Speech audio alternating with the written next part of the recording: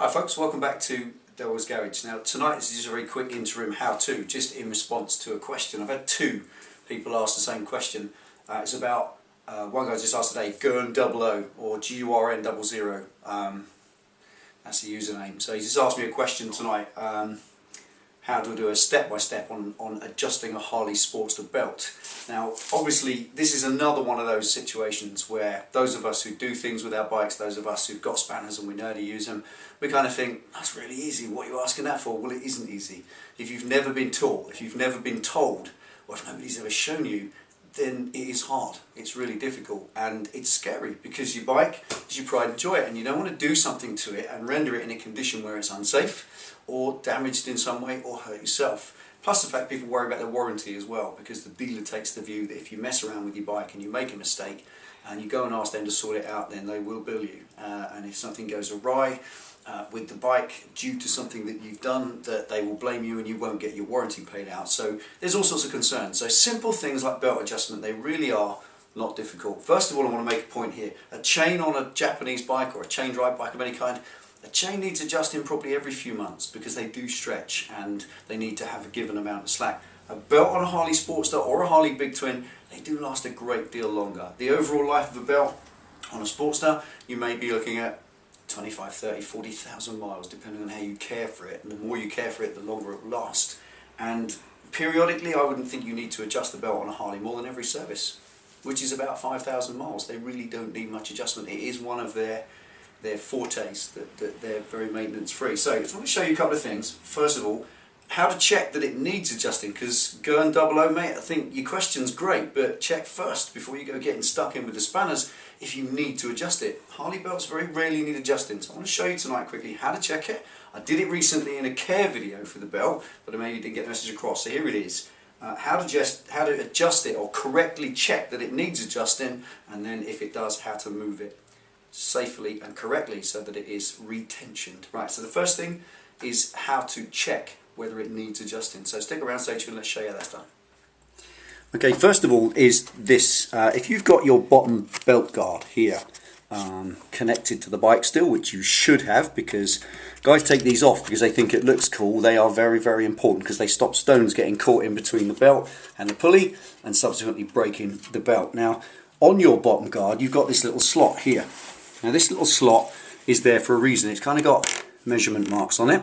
And what we do with a Harley belt, we measure it for something that's called deflection. It's a pretty simple term. It's when you press the belt with your fingers, it's how much it deflects by, or how much you move it by. So when you see this belt, now I'm pressing that as hard as I can from the bottom up, and that's moving, I would say, no more than 1/2 to 3/4 of an inch.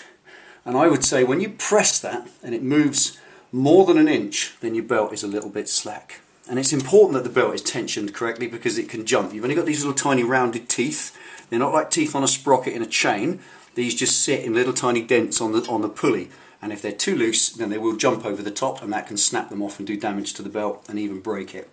So we check deflection like that, pressing up on it. This one is fine and it's set correctly, so I'm not going to ruin it today by messing around. I'm just going to show you how we do it. So firstly, we're going to assume for a second that the belt here is too loose, and this is how we tighten it up.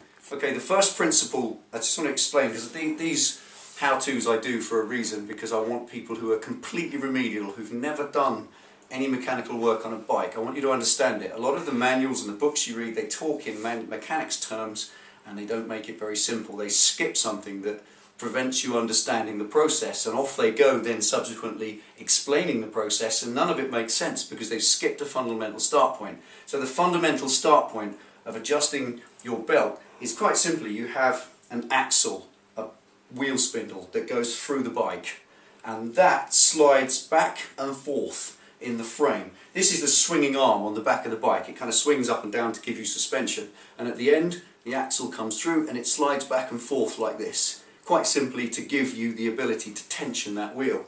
So as that wheel is where it is, to tension the belt, we simply need to move the wheel back. It's as simple as that. And we just need to make sure we do it in parallel and don't end up with the wheel twisted to one side, because that can lead to dangerous handling and possibly injuring yourself. So I'm going to show you how to do that. It starts around the other side of the bike. Right, so having established that what we need to do is just move the wheel backwards. It's as simple as that. Moving the wheel back stretches the Kevlar belt and makes it taut so that the deflection is correct. So to move it backwards, I need to release it. Coming in close, I'll show you this. The axle itself rolls through the centre of the frame, adjust the lug at the back, and it's just pinched with a great big nut and a circlip to hold it. So we remove the circlip first, keep that safe. Take a big spanner, effectively 1.5 inches, pop it on the nut, and now I'm not going to undo this because this is set. This bike's correct, I don't want to unset it then have to reset it all, but this is the simple procedure. Big nut, big spanner, or a socket. Give it one full rotation of the tool to give it one full undoing rotation of the nut. That is enough to release the nut. You don't need to take it right off, it's not necessary. Just one rotation is enough to give it room to move. Then, on the back of the swinging arm, we've got these adjuster bolts. Now if you imagine, take those off, quite simply all we have in here is a ring like that with a bolt. And that ring, the axle goes through it, and this bolt is this one here that sticks out. So when we adjust this nut inwards, you effectively pull that ring back, and that pulls the wheel back. It's ever so simple. So 1/2 inch spanner on the adjusting nut, and give it a 1/4 turn. And what that does is adjust that side of the wheel back. And then the wheel's out of line, so we need to go over the other side of the bike, around here, onto this adjusting nut, and give that a 1/4 turn inwards as well. Then what we find is adjusting this side pulls the wheel back that way, adjusting the other side pulls it back into line. Now you can adjust them if you're really anal like me at the same time, so you pull the wheel back parallel, and it's very important to pull the wheel back parallel. So we pull it back both sides equidistant exactly, then we just need to nip that up. So all we do is give it a 1/2 turn. So from where we were, rotate over 1/2 turn, and that just puts a little bit of friction back in the nut, but it hasn't tightened it up. Then we take a tape measure. Now there are no marks on a Harley Sportster rear swinging arm so that you can set this like there are on Jap bikes. Japanese bikes have a much simpler system with little marks here, but there's a far more reliable way to do it, and Harley let you rely on that. So all we do, take a tape measure. Now at the front here we have an axle. This is the axle upon which the swing arm itself moves, and this axle goes absolutely parallel through the frame. That's a fixed point. There's nothing that can be moved. The axle is guaranteed to be 90 degrees to the travel of the bike. So it's a great fixed point. And in the centre of the big bolt there, as you can see, there's a little dimple. Now what we need to do, tape measure on the dimple, and then take the tape measure to the centre of the axle itself. Now the axle's got a different size hole this side of the bike than it has the other, so don't come to the front or the back here because it's a different thickness. Go to the centre of the hole, which is effectively the centre line that you're measuring on, and that on this bike is 18.5 inches exactly. And all we do is measure the other side. If you come on over,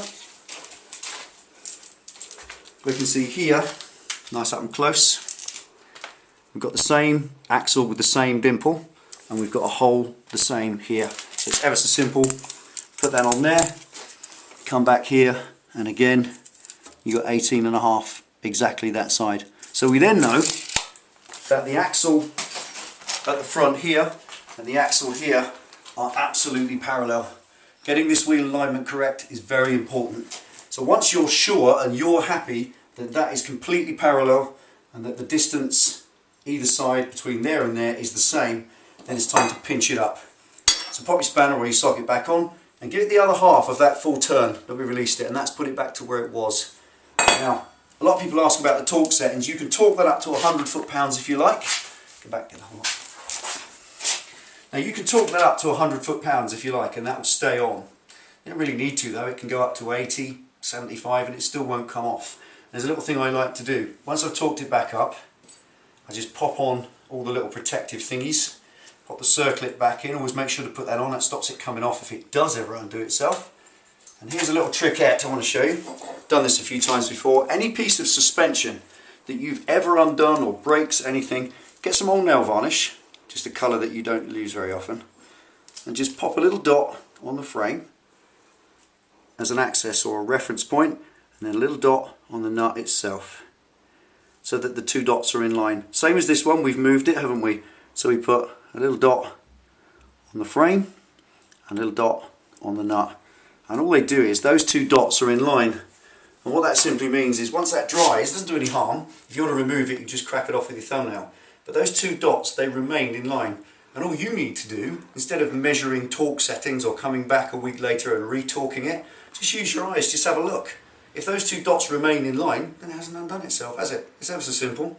So keep an eye on those dots for a good week or two, and once they're fine and you know they haven't moved and that's settled itself in, if you're really anal about them being there, just get your thumbnail, crack them off. So there we are. That is the simplest way to adjust the belt tension.